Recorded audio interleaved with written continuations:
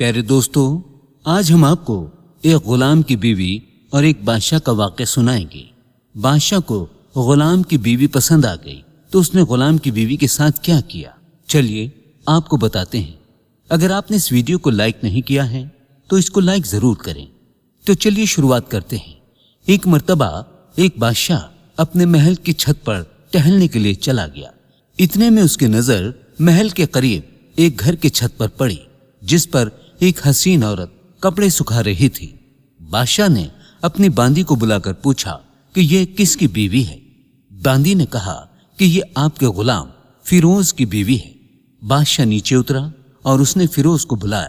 فیروز حاضر ہوا تو بادشاہ نے کہا، فیروز، ہمارا ایک کام ہے، ہمارے یہ خط فلاں ملک کے بادشاہ کو دے کر آؤ اور اس کا جواب بھی ان سے لے کر آنا۔ فیروز خط لے کر گھر واپس آ گیا۔ خط کو اپنے تکیے کے نیچے رکھا اور سفر کا سامان تیار کیا۔ رات گھر میں گزاری اور صبح کو روانہ ہو گیا۔ اسے یہ بات پتہ نہیں تھی کہ بادشاہ نے اس کے ساتھ کیا چال چلی ہے۔ ادھر فیروز جیسے ہی نظروں سے اوجھل ہوا تو بادشاہ چپکے سے فیروز کے گھر پہنچا اور آہستہ سے فیروز کے گھر کا دروازہ کھٹکھٹایا۔ فیروز کی بیوی نے پوچھا، کون ہے؟ بادشاہ نے کہا، میں بادشاہ ہوں، تمہارے شوہر کا مالک۔ اس کی بیوی نے دروازہ کھولا۔ بادشاہ اندر آ کر بیٹھ گیا۔ فیروز کی بیوی نے حیران ہو کر کہا، بادشاہ سلامت، آپ ہمارے غریب خانے میں؟ بادشاہ نے کہا، میں یہاں مہمان بن کر آیا ہوں۔ فیروز کی بیوی نے بادشاہ کی بات کا مطلب سمجھ کر کہا، میں اللہ کی پناہ چاہتی ہوں آپ کے اس طرح آنے سے جس میں مجھے خیر نظر نہیں آ رہی ہے۔ بادشاہ نے غصے میں کہا، اے لڑکی، یہ تم کیا کہہ رہی ہو؟ شاید تم نے مجھے پہچانا نہیں، میں بادشاہ ہوں، تمہارے شوہر کا مالک۔ فیروز کی بیوی نے کہا، میں جانتی ہوں کہ آپ بادشاہ ہیں، لیکن بزرگ کہہ گئے ہیں کہ شیر کو اگرچہ کتنی بھی بھوک لگی ہو لیکن وہ مردار تو کھانا شروع نہیں کر دیتا، اور اے بادشاہ سلامت، تم اس کٹورے میں پانی پینے آ گئے ہو جس میں تمہارے کتے نے پانی پیا ہے۔ بادشاہ اس عورت کی باتوں سے بہت شرمسار ہوا اور اس کو چھوڑ کر واپس چلا گیا، لیکن اپنے چپل وہیں پر بھول گیا۔ یہ سب تو بادشاہ کی طرف سے ہوا۔ ادھر فیروز کو آدھے راستے میں یاد آیا کہ جو خط بادشاہ نے اس کو دیا تھا وہ خط تو وہ گھر پر بھول آیا۔ اس نے گھوڑے کو تیزی سے واپس موڑا اور اپنے گھر کی طرف واپس دوڑا۔ فیروز اپنے گھر پہنچا تو تکیے کے نیچے سے خط نکالتے وقت اس کی نظر پلنگ کے نیچے پڑے بادشاہ کے چپلوں پر پڑی جو بادشاہ اس کے گھر بھول گیا تھا۔ فیروز کا سر چکرا کر رہ گیا۔ وہ سمجھ گیا کہ بادشاہ نے اس کو سفر پر صرف اس لیے بھیجا تاکہ وہ اپنا مطلب نکال سکے۔ فیروز کسی کو کچھ بتائے بغیر خط لے کر چپ چاپ گھر سے نکلا اور چل پڑا۔ کام ختم کرنے کے بعد بادشاہ کے پاس واپس آیا۔ اس نے انعام کے طور پر اس کو 100 دینار دیے۔ فیروز دینار لے کر بازار گیا اور عورتوں کے استعمال کے قیمتی کپڑے اور کچھ تحائف خریدے۔ گھر پہنچ کر بیوی کو سلام کیا اور کہا کہ چلو تمہارے مائکے چلتے ہیں۔ بیوی نے پوچھا، یہ کیا ہے؟ فیروز نے کہا کہ بادشاہ نے انعام دیا ہے اور میں چاہتا ہوں کہ تم یہ سب پہن کر اپنے گھر والوں کو بھی دکھاؤ۔ بیوی نے کہا، جیسا آپ ٹھیک سمجھے۔ بیوی تیار ہوئی اور اپنے والدین کے گھر اپنے شوہر کے ساتھ روانہ ہو گئی۔ بیوی کے والدین اور بیوی بہت خوش ہوئے۔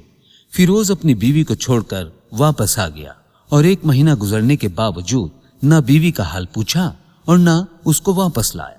کچھ دنوں کے بعد اس کے سالے اس سے ملنے آئے اور پوچھا، فیروز، آپ ہماری بہن سے غصے اور ناراضگی کی وجہ بتائیے یا پھر آپ کو ہم قاضی کے سامنے پیش کریں گے۔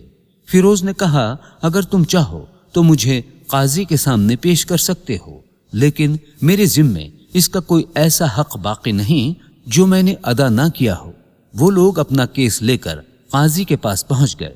قاضی نے فیروز کو بلایا۔ قاضی اس وقت بادشاہ کے پاس بیٹھا ہوا تھا۔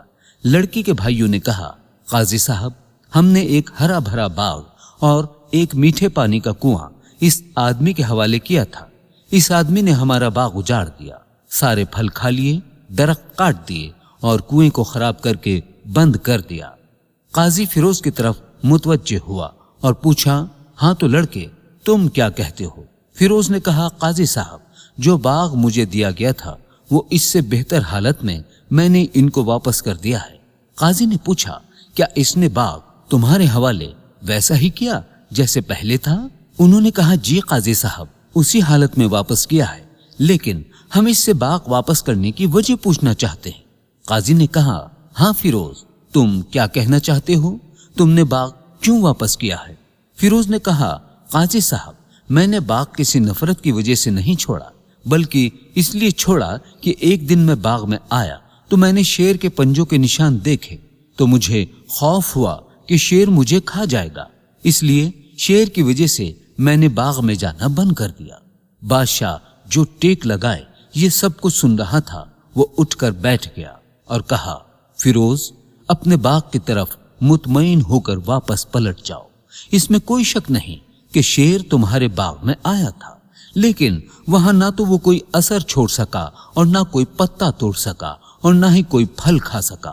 شیر تمہارے باغ میں تھوڑی دیر تک رہا اور مایوس ہو کر واپس لوٹ گیا۔ خدا کی قسم، میں نے کبھی تمہارے باغ کے گرد لگی مضبوط دیواریں نہیں دیکھی تھی۔ اس طرح فیروز اپنے گھر واپس لوٹ آیا اور اپنی بیوی کو بھی واپس بلا لیا۔ نہ تو قاضی کو پتا چلا اور نہ ہی کسی اور کو کہ ماجرا کیا تھا۔ کیا خوب بہتر ہے اپنے اہل و عیال کے راز چھپانا تاکہ لوگوں کو پتا نہ چلے۔ اپنے گھروں کے راز کسی پر ظاہر نہ ہونے دیں۔ اللہ آپ سب کو سلامت رکھے، آپ کے اہل عیال اور آپ کے مال کو اپنے حفظ و امان میں رکھے، آمین اللہم آمین۔